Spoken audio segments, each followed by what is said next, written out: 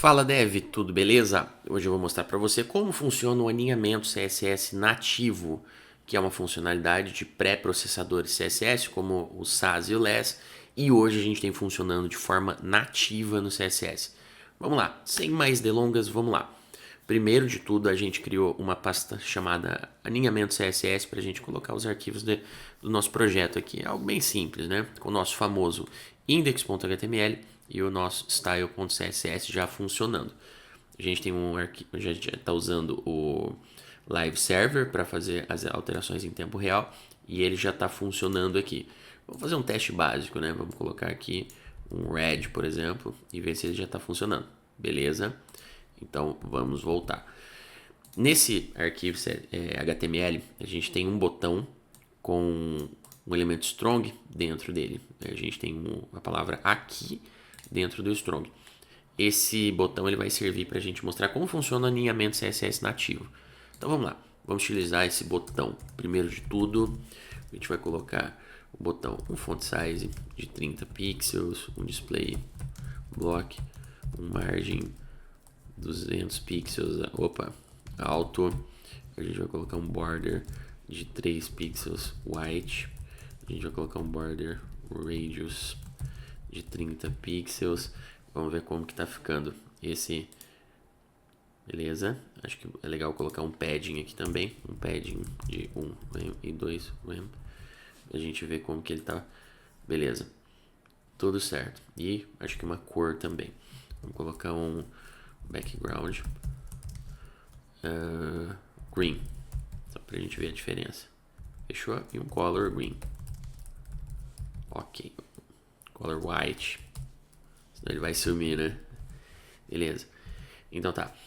Como que funciona o alinhamento CSS? Normalmente a gente teria que fazer um button strong para a gente estilizar aquele texto dentro do elemento strong, né? Então a gente poderia colocar aqui um color red e aí a gente teria as alterações que a gente queria. Hoje a gente não precisa fazer isso.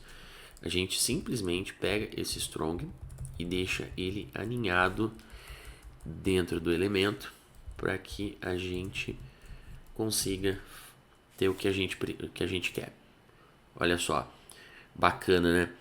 Isso aqui é uma funcionalidade que normalmente ela está presente nos pré-processadores, né? E agora o CSS ele tem de forma nativa.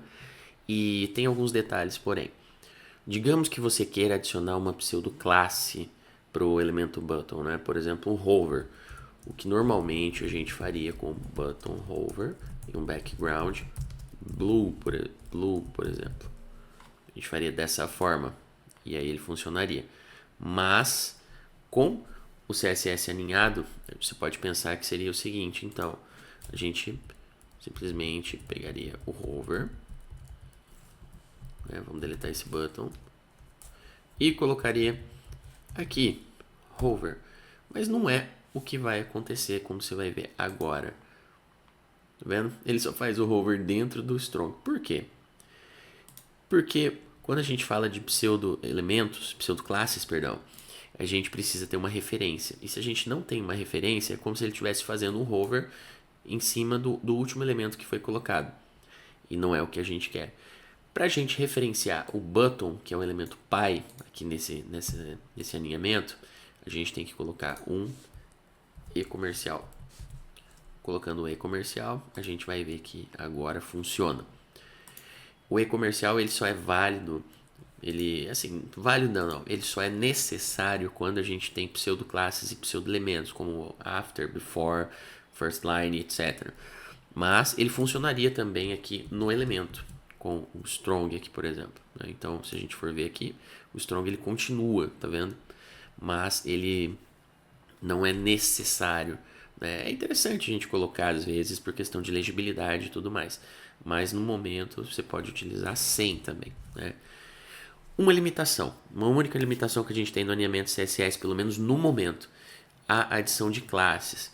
Como a gente tem algumas coisas que a gente faz nos pré-processadores, como por exemplo, a gente colocar uma classe, digamos, em button, a gente colocasse uma classe botão primário, ele não funcionaria com essa questão de alinhamento nativo de CSS.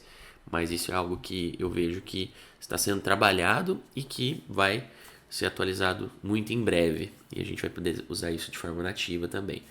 Mas saber disso aqui já é essencial para a gente trabalhar sem dependências, trabalhar sem dependência de pré-processador, de pós-processador e tudo mais. Né? Então, e é interessante você saber porque o CSS vai evoluindo a cada ano. Então, esse é o vídeo de hoje. Se você gostou, não se esquece de deixar o seu like, porque isso fortalece cada vez mais o nosso canal, que é feito de uma pessoa que é viciada em front-end para outras que também são, certo?